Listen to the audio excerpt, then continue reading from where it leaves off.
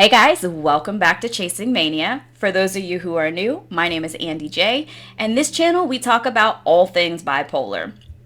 I consider myself a subject matter expert in bipolar 1 disorder specifically because I have been living with this disorder for the majority of my adult life. However, I am not a medical professional.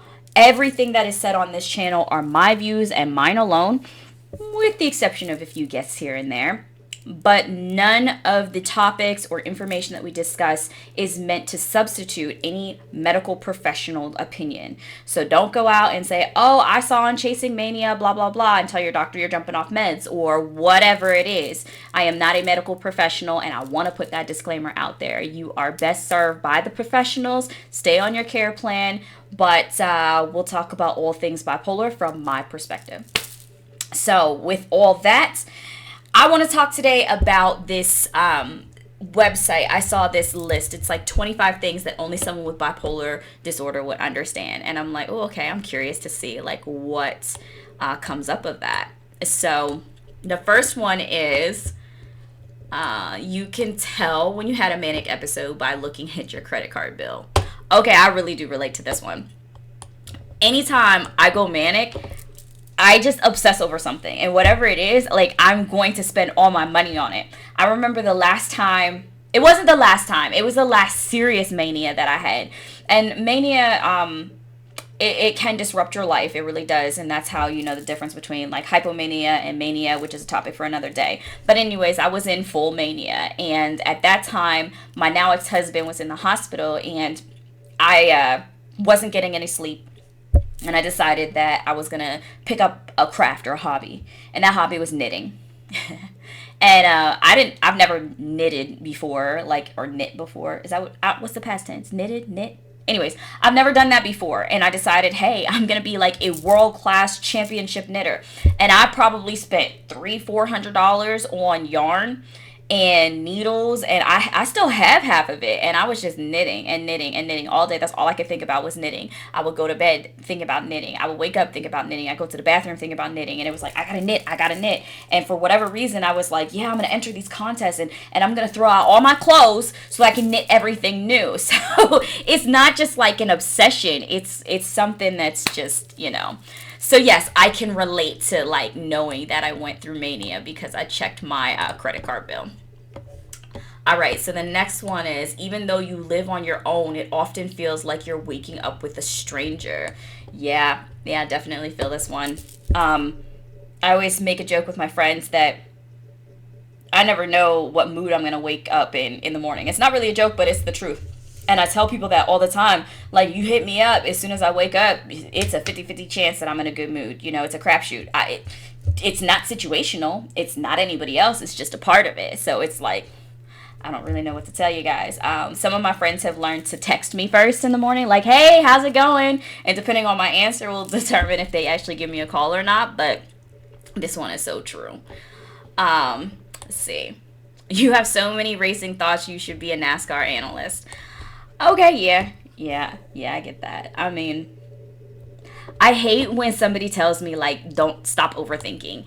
And the reason that this having racing thoughts and like stop overthinking are like in the same boat is because you have no idea the stuff that's going on in my head that I'm not even saying. I'm only telling you like the little snippets of like what comes out.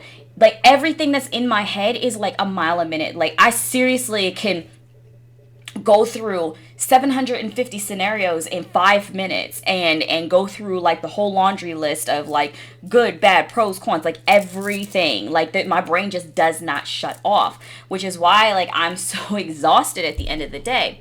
That and my medication. So, all right, what's the next one? You don't suffer from a sense of superiority. You're remarkably modest for an emperor of all humanity.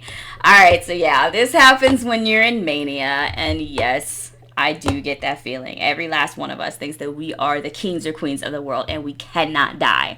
So I really appreciate this one. It's not that I look down on somebody and think that I'm better than them, but I think that I'm the best, so nobody can be as good as me, which sounds like the same thing, but you know, whatever. When you're manic, it doesn't make any sense. All right. Every morning you wake up thinking today is going to be a great day. Just not for me. This one definitely hits, especially when you're in that depression. For me, I don't like the depression. Of course, nobody likes the depression, but I don't like the depression because I feel like it doesn't get the same attention that mania does. Like, as soon as you hit mania, it's like that. Everybody's like on high alert. Like, oh my gosh, let's get you right. Let's do this. Let's do this. Let's do this. Let's check your meds. Let's make sure you have this. Let's calm you down. Like, whatever. And I'm like, yo, why aren't we doing this with depression? You know, depression is what's out there that has people like wanting to take their lives, that has people like, you know, making whole life decisions, not getting out of bed, not showering, like all of that stuff. So why aren't we treating depression with the same type of urgency that we treat mania? Just saying. Especially whenever you run a mixed episode where you have this undercurrent of depression and the heightened like awareness and impulsivity of mania all going at the same time. Man, that's the worst. That is the worst. That's when you have people that latch on to those feelings of worthlessness, and then it just carries them away and they just succumb to like whatever it is that they do. So that's the most dangerous one. So me personally, I feel like depression should get the same sense of urgency as mania, but I'm not a doctor. Let's see. Family members have mistaken you for the Incredible Hulk. So, ironically, I've just wrote a book. It's called Disordered, Personal Account of Life with Bipolar 1 Disorder. And in that, I talk about my support structure. And I refer to myself as the Incredible Hulk. Not because I think I'm like super strong and buff and all of that stuff. Although I got some pretty decent muscles here and happen to be wearing green today. But it's more because of the rage, the intensity, and the ability to switch into something that you cannot control yourself. And also thinking about Banner, how he has to keep the Hulk at bay. He has to just be like, I gotta walk on eggshells. I don't want that Hulk coming out. Like, yes, absolutely. So I relate to that. I relate to this. Let's see the next one. If somebody is described to you as moody, you think you're to yourself, amateur. I love this one. I love it so much. I can't stand when people are like, oh, you're bipolar, you just have mood swings. You're like, bipolar is not mood swings. I wish sometimes it was just mood swings, but it is so much more intense than that. But yes, when somebody is moody, and I know some people who are moody, and sometimes I think that they can come a little bit close to like baby bipolar, but for the most part, if you're considered just moody, you're not. No, hands down, we got you. And mind you, this is not a contest about like whose condition is worse, because bipolar will win. All right. It says you eat fear for breakfast, also referring to mania. This is a good thing and a not so good thing. It's a good thing when you're manic that you don't fear anything, because you're willing to try new things. And a lot of people who have bipolar 1, bipolar 2, cyclothymia, we have this creative aspect to us, and we have tried so many different things that it's amazing. And it's because that fear element has been taken out. Now it's dangerous because that fear element has been taken out. So it's things like, I'll be the first person to drink like 9 gallons of Everclear, right?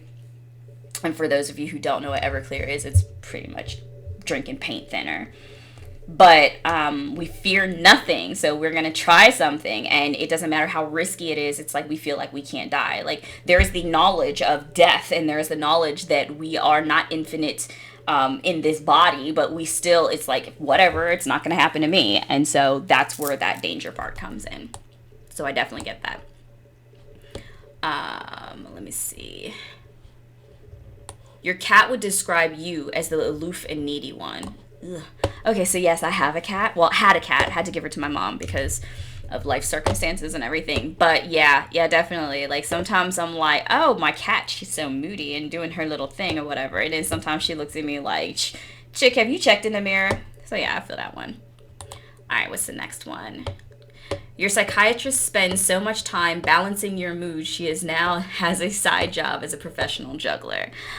Okay, so I get the humor in this one, but this one kind of irritates me just a little bit, because I don't want people to think that like we run to our doctors for every little thing. Like our doctors, our therapists, our psychiatrists, our care team, they are not our parents. They are not our authority. They are not the people that we have to see before we make any type of decisions. Like we're our own human beings. They do help guide us, and sometimes, you know, they do say some pretty stern things about some fuckery that you're doing, but they're not the people that we have to go to for permission to do anything.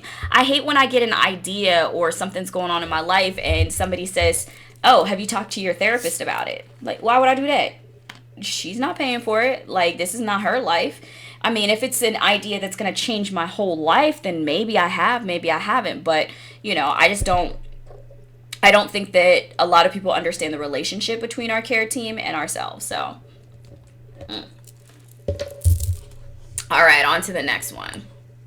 You remember when Prozac was cool? Oh, God.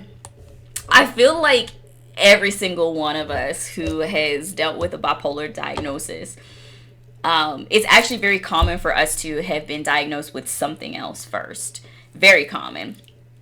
And bipolar is also a progressive disorder. So you're not going to usually go from, you know, perfectly fine to bipolar 1. Bipolar 1 is the most severe form of the disorder. But you can go from cyclothymia to bipolar 2 to bipolar 1. But a lot of times we get measured or categorized as depressed. And so they're like, oh, you just have MDD or major depressive disorder or SAD, seasonal affect disorder, you know, those type of things. And then they're like, here's Prozac, here's Prozac, here's Prozac. And I feel like every last one of us has been on Prozac. It has been a disaster.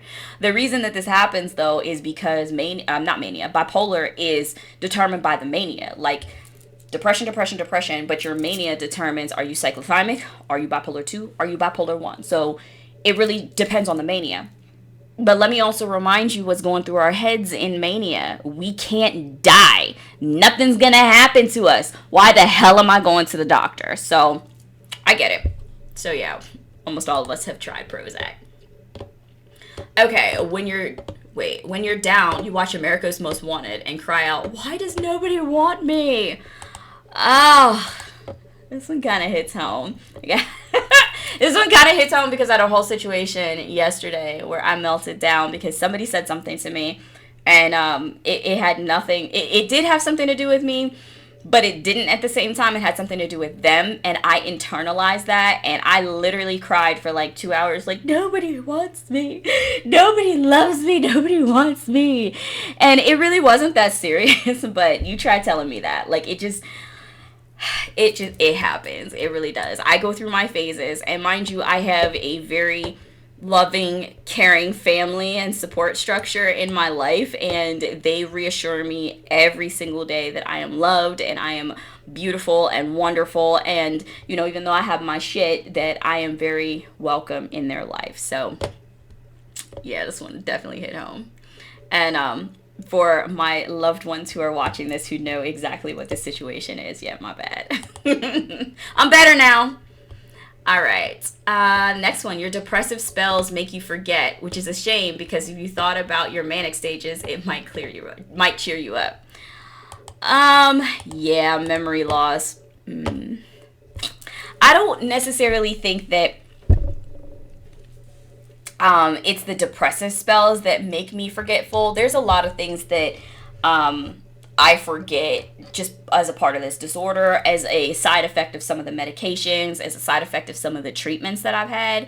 But forgetfulness and memory loss are huge deals. I mean, I tell people all the time, if it's not written down, it's not happening. In fact, my last job, I was a manager, and one of the supervisors under me was like, hey, can I have this day off? And I was like, yeah, just put it on my calendar.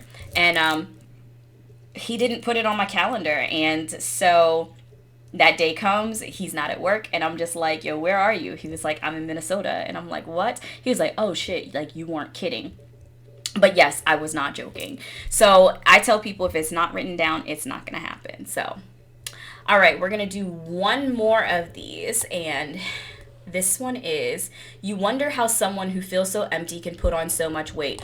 Oh my God. Oh my God. Oh my God. Oh my God. I just talked about this one.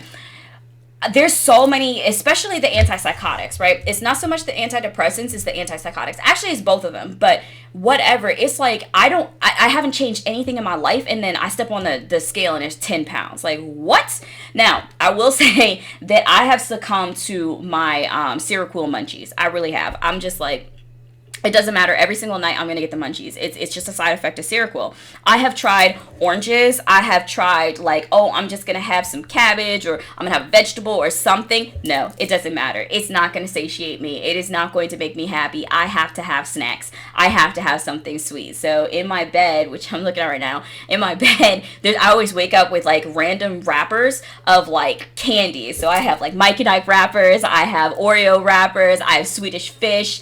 Also sweet and sour, or not sweet and Sour Patch Kids, the watermelons, that's also a go-to. So, oh, and Jelly Bellies, the juicy pear. Oh God. So anyways, like I've learned to kind of measure it out a little bit so that the effect is not as bad. So I just like put it in my bed and I'm like, yeah, I just know that this is going to happen. And then first thing in the morning, I just know I got to hit the gym. Not the healthiest thing in the world, but I also try to maintain like not having as much sweets, aside from my Diet Coke, throughout the day, so because I know that that's going to happen. So anyways, this has been a great list. I think I'm going to go through some more of those in maybe another video and see what other fun things we have out there, but I think it's really important for us to always make sure to laugh at ourselves and find the humor in something. Although bipolar can be a very serious disease, disorder, it's still something that you can kind of laugh at. There's some things in there that's just like, oh, man, God. And humor really does kind of help with some of the struggles that we have in life. But if anything, please, if you like this video, please like and subscribe. Leave some comments below, and tell me some other funny things that only bipolar people would know. But until next time, I will see you guys later.